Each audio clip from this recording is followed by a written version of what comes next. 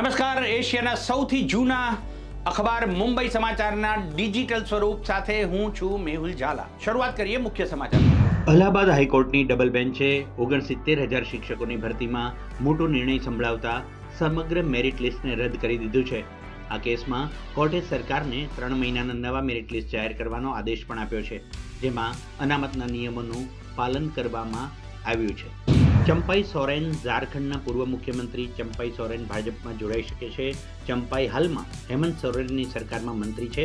ચંપાઈ સોરેન આ દિવસોમાં ભાજપના નેતાઓના સંપર્કમાં છે. એવી અટકળો છે કે તે ટૂંક સમયમાં પક્ષ બદલી શકે છે. આ ઉપરાંત ઝારખંડ મુક્તિ મોરચાના પૂર્વ ધારાસભ્ય લોબિન હેમબ્રમ પણ ભાજપમાં જોડાશે. ઝારખંડ મુક્તિ મોરચાના કેટલાક અન્ય ધારાસભ્યો પણ હેમંત સોરેનનો સાથ છોડી શકે છે. 10 વર્ષ પછી જમ્મુ અને કાશ્મીરમાં ચૂંટણી યોજાશે. જમ્મુ કાશ્મીરમાં છેલ્લે 2014માં ચૂંટણી થઈ હતી.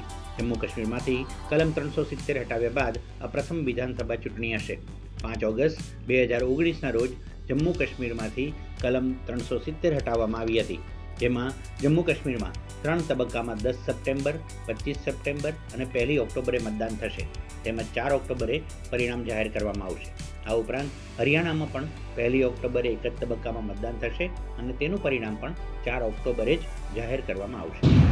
મુખ્ય ચૂંટણી કમિશનરે પ્રેસ કોન્ફરન્સમાં કહ્યું કે જમ્મુ કાશ્મીરમાં ચૂંટણીની જાહેરાત થઈ ગઈ છે, તેથી મહારાષ્ટ્રમાં ચૂંટણી યોજવા અંગે હજુ કોઈ નિર્ણય લેવામાં આવ્યો નથી.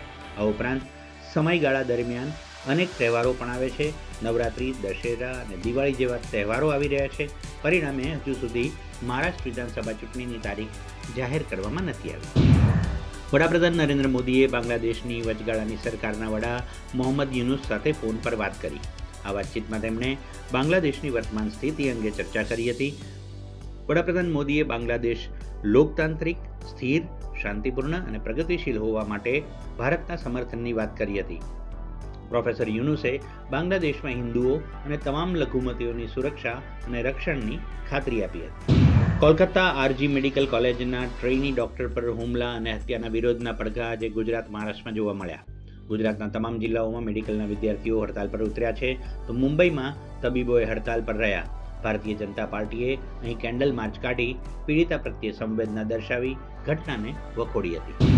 ભુજના ભુજિયા ડુંગરની તળેટીમાં આકાર પામેલા સ્મૃતિવન પાસે અકસ્માત ઝોન બની ચૂકેલા માર્ગ પર શુક્રવારે સવારે વધુ એક સડક દુર્ઘટનાની ઘટના બની હતી, જેમાં બેકાબૂ બનેલો ટ્રક આસપાસ પાર્ક કરેલા વાહનો અને કેટલીક કેબિનો પર ફરી વળ્યો હતો. સદભાગ્યે આ બનાવમાં જાનહાનિ નથી થઈ, પરંતુ અકસ્માત સર્જનાર ટેન્કર ચાલક ઘવાયો હતો અને માર્ગ પર હાજર લોકોમાં નાસભાગ મચી ગઈ હતી. રાજ્યના મોટાભાગના વિસ્તારોમાં છેલ્લા કેટલાક દિવસથી હળવા અને મધ્યમ વરસાદ વરસી રહ્યો છે, ત્યારે હવામાન વિભાગ દ્વારા આગામી 22 ઓગસ્ટ સુધી રાજ્યમાં ગાજવીજ સાથે હળવાથી મધ્યમ વરસાદની આગાહી કરવામાં આવી છે. જ્યારે 16 ઓગસ્ટ ઉત્તર ગુજરાતના સાબરકાંઠા, બનાસકાંઠા જિલ્લામાં ભારે વરસાદને પગલે એલર્ટ કરવામાં આવ્યું હતું. 70મા નેશનલ એવોર્ડની આજે જાહેરાત કરવામાં આવી, જેમાં ગુજરાતી ફિલ્મ કચ્છ એક્સપ્રેસને 3 એવોર્ડ, તો ગુજરાતી એક્ટ્રેસ માનસી પારેખને બેસ્ટ એક્ટ્રેસના એવોર્ડની જાહેરાત કરવામાં આવી છે. શુક્રવારે 70મા રાષ્ટ્રીય ફિલ્મ પુરસ્કારોની જાહેરાત કરવામાં આવી હતી, જેમાં મનોજ વાજપેયી અને શર્મિલા ટાગોરની ફિલ્મ ગુલમોહરને સર્વશ્રેષ્ઠ હિન્દી ફિલ્મ તરીકે પસંદ કરવામાં આવી. ઋષભ શેટ્ટીને ફિલ્મ કાંતારા માટે શ્રેષ્ઠ અભિનેતા તરીકે પસંદ કરવામાં આવ્યો હતો. જાહેરાત બાદ શર્મિલા ટાગોરે આ જીત પર ખુશી વ્યક્ત કરી. તેમણે કહ્યું કે હું અને મારા ટીમ માટે ખૂબ જ ખુશ છું. તો આ હતા અત્યાર સુધીના લેટેસ્ટ સમાચાર. વધુ સમાચાર અને તરોતાજા વિડીયો સાથે, નવા અપડેટ સાથે જોતા રહો મુંબઈ સમાચાર ડિજિટલ. ત્યાં સુધી મને રજા આપશો. નમસ્કાર.